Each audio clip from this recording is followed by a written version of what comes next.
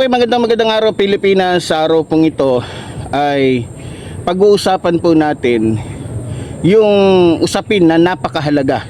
Ito'y patungkol po sa mag-ina na kung saan ay pareho pong o magkasabwat na nagnakaw sa pera po ng taong bayan o nanloko mismo sa taong bayan. Ngayon, bago po ang lahat, pinapasiuna ko muna po ang aking paghingi ng tawad, lalong-lalo na po sa ating mga kababayan na medyo hindi nagustuhan yung ating mga ina-upload na video, dahil nga po sa, alam nyo naman po na ako po ay nasa syudad ng mga panahon na yon, dahil yun nga po, nagpapacheck up nga po ang yung lingkod, at yun nga, hindi po kasi pwedeng hindi ako lumuwas, kaya hinanapan ko na lamang po ng paraan para po ako'y makatawid ng syudad, no? Ang ginawa ko po ay sinangla ko na lang po yung aking nag-iisang sandata na pangdepensa ko sana para sa aking sarili, at dahil nito mga nakarang araw po, maliban po sa sakit kong high blood, ang yung lingkod po ay namimilipit sa sakit dahil sa ulcer. Mataba lang po tayo tignan dahil ako po ay mahilig talagang uminom, no? Kaya medyo matubig yung ating katawan. Pero lumabas po sa finding na kaya po madalas halos himatayin ako sa sakit ng aking ulcer, dahil yun nga, dahil madalas po kasi tayong nalilipasan ng gutom. At isa din po sa kinalulungkot ko, yung inaasahan ko sana na matatanggap ko sa Facebook ay hindi na po makukuha, dahil nga po sa, alam niyo naman po mga kababayan, ang ginagawa po ng ating mga kababayan na kalaban natin, no? So ako po, pasensya na po kayo, medyo hinihingal po ang yung lingkod. At yun nga, lumabas na sa finding na yung maliban sa aking ulcer, maliban sa aking high blood, ay mayroon pang medyo delikadong sakit na mayroon po ang inyong lingkod. Kaya sa oras na ito, ako po ay buong puso na nananawagan po sa ating mahal na Pangulo Ferdinand Marcos Jr. na sana naman po ay matulungan nyo po ako para po sa aking karamdaman, at syempre sa ating pong mga kaisa, lalong-lalo na po sa mga vloggers na kaisa natin na mas nakakaangat po sa atin, at syempre maging sa mga kababayan po natin sa abroad o sa Pilipinas na mayroon po kakayanan na makatulong po sa inyong lingkod. Alam niyo, sa totoo lang, ang laman po ng aking bulsa ngayon siguro mga nasa 60 o 50 na lang. So kaya po ako'y lubos po na nagmamakaawa sa inyo. Lalong-lalo na po sa panahon ngayon, kailangan ko po talaga ng tulong ninyo, lalong-lalo na po sa ating mahal na Pangulo. Sana matulungan nyo po ako, matubos ko rin yung aking armas, sapagkat yun na lang po yung tangi kong sinasandalan maliban sa Diyos. Yun na lang po yung protection ko para sa sarili ko. Sana po mapansin po tayo ng ating butihin, ng ating minamahal na Pangulo.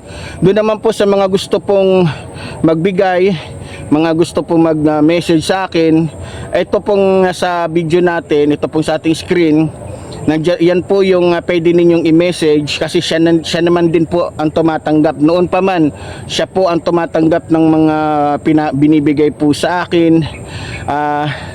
Kaya nakiusap na lang ako sa kanya na kung pwede, yung messenger na lang muna niya, yung Facebook lang muna niya yung gamitin ko, at kung maaari, doon ko na lang din muna i-upload yung iba nating mga video.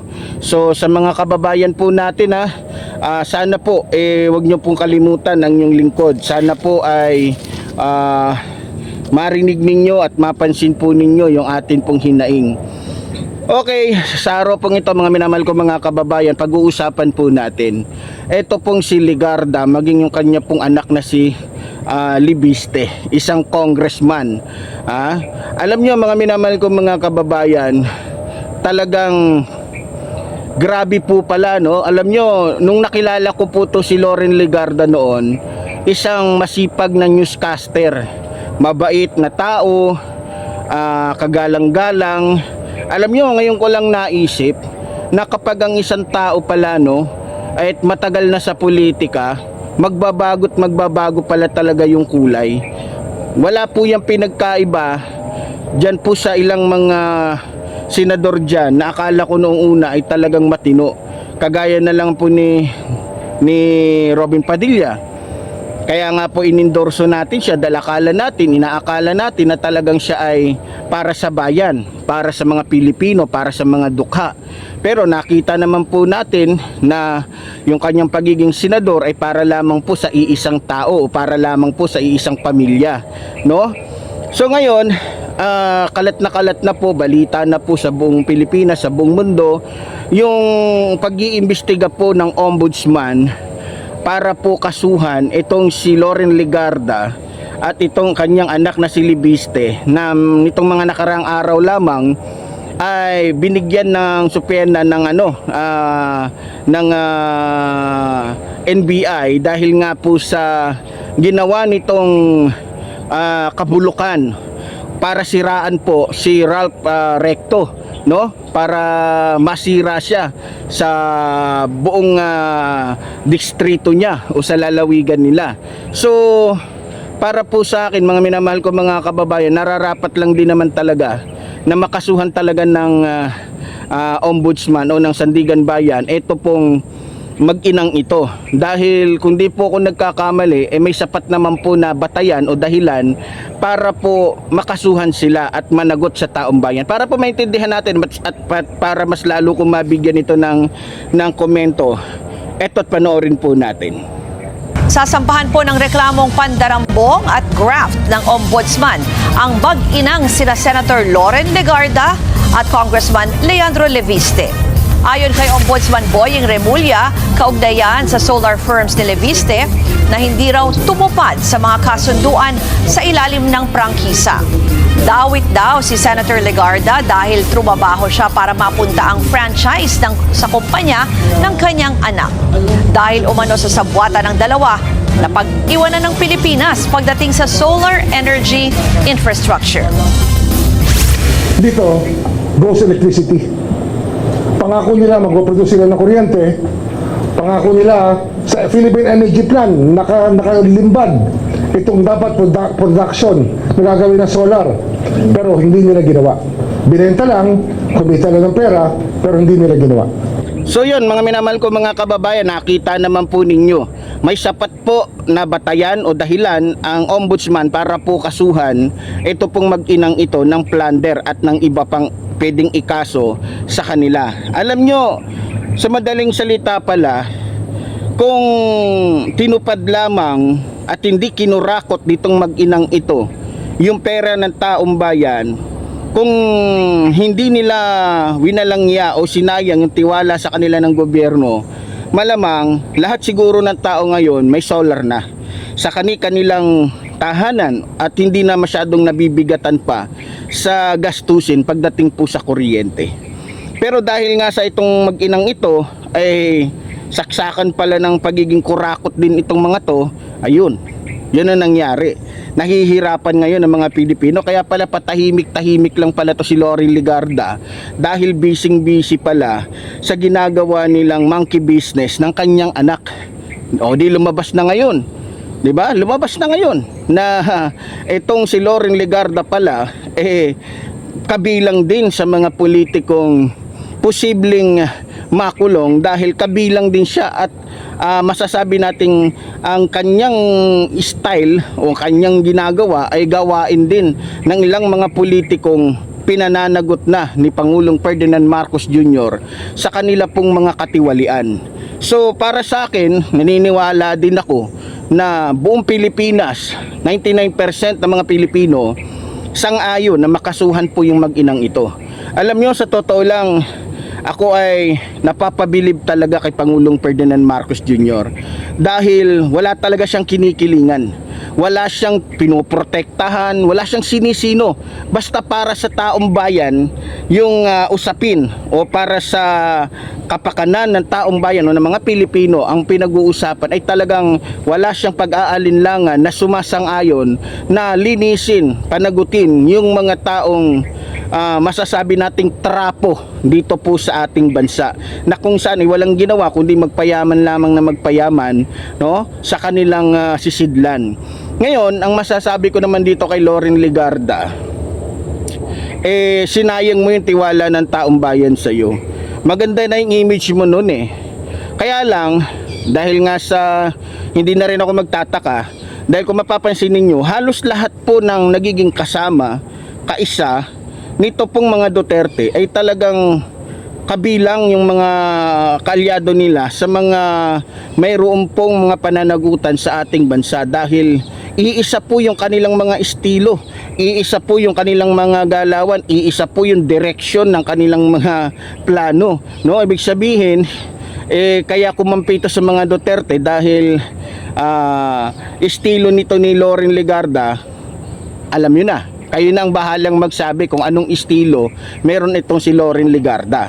So ngayon, mga minamahal kong mga kababayan, isang magandang hakbang ito para nang sa ganun, kung sino man yung susunod na hihingi ng prangkisa, katulad nitong si Libeste, ay at least gagawin na nila, tutuparin na nila yung kontrata o yung kanilang sinasabing gagawin nila para makatulong sa taong bayan, kagaya na lamang ng solar, 'di ba?